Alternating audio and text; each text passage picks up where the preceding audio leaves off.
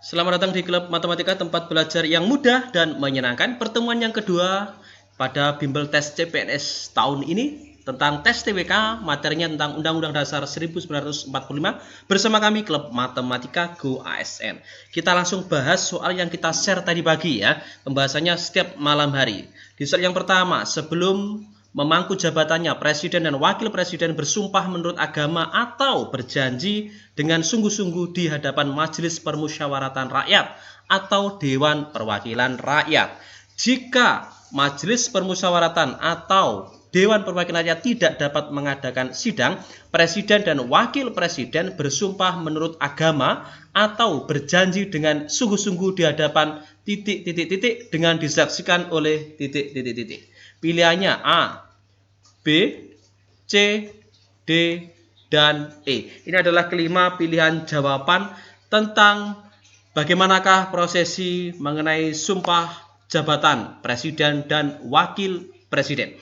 Kita akan berikan penjelasan di sini bahwasanya berdasarkan pada Undang-Undang Dasar 1945 khususnya pada pasal 9 ayat yang kedua itu berbunyi bahwasannya jika Majelis Permusyawaratan Rakyat atau Dewan Perwakilan Rakyat tidak dapat mengadakan sidang, presiden dan wakil presiden bersumpah menurut agama atau berjanji dengan bersungguh-sungguh di hadapan pimpinan Permusyawaratan Rakyat dengan disaksikan oleh pimpinan Mahkamah Agung. Berarti jawabannya adalah di hadapan pimpinan perwakilan rakyat. Kemudian disaksikan oleh pimpinan Mahkamah Agung. Jadi jelas jawabannya adalah pilihan jawaban yang E. Selanjutnya kita masuk di soal nomor 2. Di soal nomor 2, sekurang-kurangnya berapa persen dari anggaran pendapatan dan belanja negara serta dari anggaran pendapatan dan belanja daerah yang diprioritaskan negara untuk memenuhi kebutuhan penyelenggaraan pendidikan nasional. A 10%, B 15%, C 20%, D 20% atau E 30%. Oke, ini berdasarkan pada pasal 31 khususnya pada ayat yang keempat Undang-Undang Dasar 1945 yang berbunyi bahwa negara memprioritaskan anggaran pendidikan sekurang-kurangnya adalah 20%. Jadi jawabannya adalah yang C, dari anggaran pendapatan dan belanja negara serta dari anggaran pendapatan dan belanja daerah untuk memenuhi kebutuhan penyelenggaraan pendidikan nasional. Jadi dasarnya adalah berdasarkan pada pasal 31 ayat 4. Selanjutnya di soal nomor 3. Undang-Undang Dasar 1945 telah mengalami 4 kali amandemen. Amandemen keempat dilakukan pada tanggal A 10 November 2001, B 10 Agustus 2002, C 18 Agustus 2000, D 19 Oktober tahun 1999, atau E 10 November 2002. Oke, kita berikan informasi di sini mengenai amandemen Undang-Undang Dasar.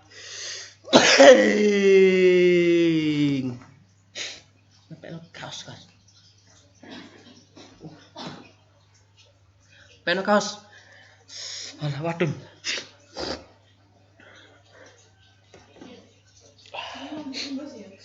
Ndi?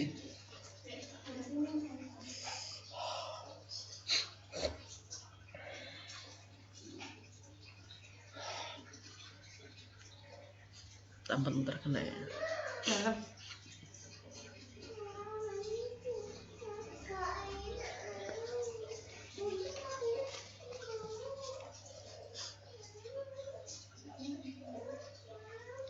Oke, kita berikan informasi mengenai amandemen Undang-Undang Dasar 1945 telah terjadi sebanyak 4 kali.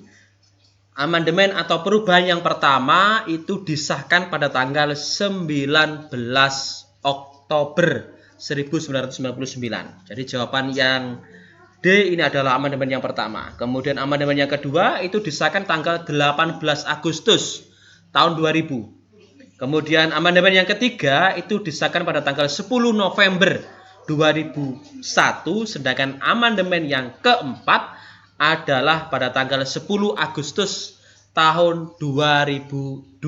Pilihan jawaban yang B.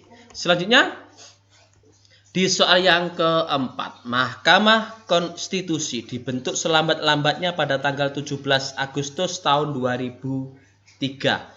Dan sebelum dibentuk, segala kewenangannya dilakukan oleh A. Mahkamah Agung, B. Komisi Yudisial, C. Kehakiman, D. Majelis Permusyawaratan Rakyat atau MPR, E. DPR. Oke, di sini kita akan merujuk pada pasal ketiga aturan peralihan Undang-Undang Dasar 1945 yang berbunyi bahwasanya Mahkamah Konstitusi dibentuk selambat-lambatnya pada tanggal 17 Agustus 2003 dan sebelum dibentuk segala kewenangannya dilakukan oleh Mahkamah Agung. Pilihan jawaban yang A. Sebagai informasi untuk teman-teman semuanya yang ikut di bimbel CPNS gratis dari kami Klub Matematika, bahwasanya untuk mengakses link yang kita bagikan untuk latihan soalnya, passwordnya besok adalah Klub Matematika 86. Maaf, di sini tulisannya kecil semua ya. Huruf kecil semua, K-nya juga kecil ya. Klub Matematika 86 tanpa spasi dan tanpa huruf kapital ya, semuanya huruf kecil. Ini adalah kesalahan di sini. Pakai K-nya kecil. Lanjut di soal berikutnya nomor 5. Menurut Undang-Undang Dasar 1945, khususnya pada pasal 24A ayat 3, calon hakim diusulkan kepada A, diusulkan oleh Mahkamah Konstitusi kepada Dewan Perwakilan Daerah, kehakiman kepada Dewan Perwakilan Daerah, presiden kepada Dewan Perwakilan Daerah, atau Dewan Perwakilan Rakyat kepada Majelis Permusyawaratan Rakyat, atau E. Komisi Yudisial kepada Dewan Perwakilan Rakyat. Oke, untuk menjawab ini maka kita buka pada Undang-Undang Dasar 1945 khususnya pada pasal 24A ayat yang ketiga. Di situ berbunyi bahwasanya calon hakim agung diusulkan oleh Komisi Yudisial kepada Dewan Perwakilan Rakyat untuk mendapatkan persetujuan dan selanjutnya ditetapkan sebagai hakim agung oleh Presiden. Jadi saya ulangi lagi, calon hakim agung diusulkan oleh Komisi Yudisial kepada DPR untuk mendapatkan persetujuan dan selanjutnya ditetapkan sebagai hakim agung oleh Presiden. Jadi jelas jawabannya adalah pilihan jawaban yang E, seperti itu. Oke, semoga video ini bisa bermanfaat untuk kita semua ya. Jangan lupa like, subscribe, bagikan jika dirasa video ini bisa bermanfaat bagi teman-teman semuanya ya. Ikuti semua bimbel kami tes CPNS, linknya ada di kolom deskripsi.